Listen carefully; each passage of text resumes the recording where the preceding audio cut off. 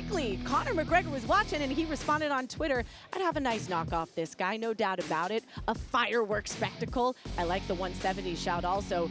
Tipped him over. I'm definitely game to fight this guy. I see it happening after tonight. Congrats on a solid win, Michael, and another barnstormer. A lot of respect from Conor McGregor to you, Michael. Chandler, what'd you think about that? A lot of respect. I've always had a ton of respect for Conor. How do you not have respect for a guy who came in and revolutionized the game? He is an icon in combat sports, and in typical Conor McGregor fashion, he leaves his options open. I'd like to maybe fight this guy down the line. When you're Conor McGregor, you hold the cards that he holds. You don't just have some dude with a black eye call you out and say, okay, I'll fight you next. Your options are open. So I think I'm that guy. I think maybe I'm not the champion. Maybe I'm not the best guy in the division. I will submit to that. But I am one of the most exciting guys that will ever strap on UFC gloves, and that's what I would love to do with Conor. You absolutely proved that. Let's talk about that front leg kick. How many times have you practiced that? How many times have you visualized that? Did you expect that the fight would go down that way? Listen, I hate to bust everybody's bubble. All you fans, you think we train all these things and they land with precision. I never train the front kick. I'll be completely honest with you. As I was talking to you guys, me and Dean break down a lot of film and think about different techniques. They just wasn't getting the distance. Tony Ferguson is awkward, he's long, he's rangy, and he's a veteran. Luckily, I threw it. Luckily, my brain told me to throw it. My foot went up there, hit him in the chin, and went out. Now, Mike, you had a lot of stake going into this fight. Your son here watching you for the first time, coming off 2 losses.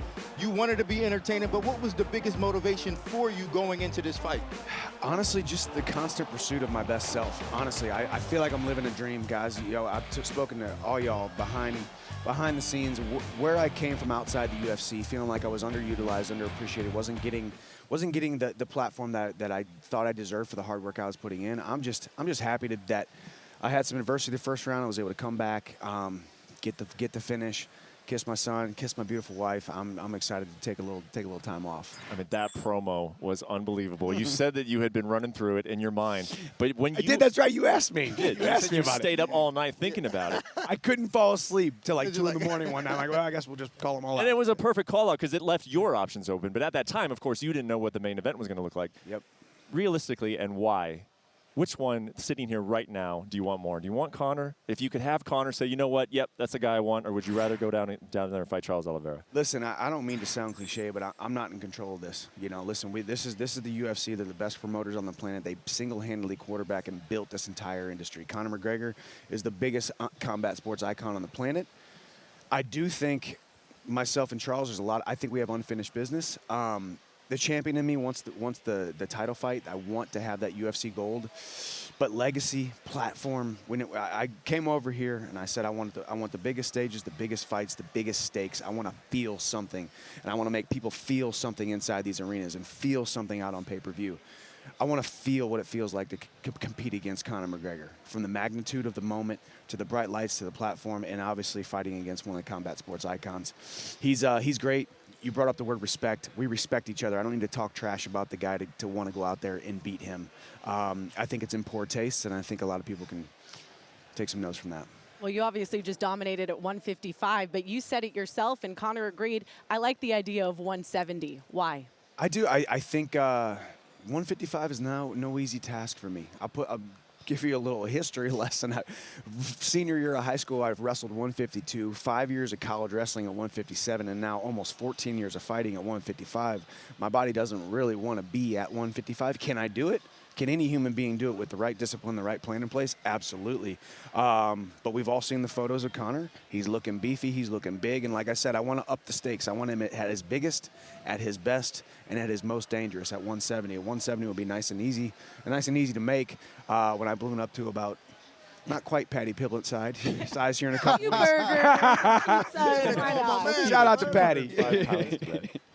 Yeah, just an unbelievable 19. So there was it wasn't a perfect fight. Like, it didn't all go your way the entire time. Was there any point in that fight where you felt like, uh-oh, this could be trouble for me? Yeah, you know, man, I love my wife and my sons and my future so much that obviously I always think about the damage that we're doing to ourselves. So I think I over-sensationalize whenever I get dropped. I over-sensationalize whenever you take that kind of damage, because I love being a fighter. I love fighting for the UFC. I love this platform, but I just want to be a father, down the line who can play football and soccer with his boys in the yard. So obviously it got in my head real quick, but I needed to just get that blast takedown like I trained 1,000 times in this training camp, did some damage on top, and then slowed the fight down, got back to my corner, Henry Hoof, Jason Stroud, DeMarquez Jackson, got me right where I needed to be. And I won't say, like you said, it wasn't as if it was planned. It just, that front kick happened. Well, we do have some news for you. You won Performance of the Night. How does that All feel? right, let's go. 50 G's, baby. All We'll take it. We'll take it. But where does that 50 G's go? What are we doing with it? It goes straight into investments, all right? We're setting up a future. Yeah, you talk about growing and being your best self. Michael Chandler, it is so fun to see you doing that inside and outside of the octagon. Congratulations on your newest son. We are so happy for you and your family. And congratulations on the knockout, the Performance of the Night. Unbelievable to watch. Congratulations. Thank you guys so much.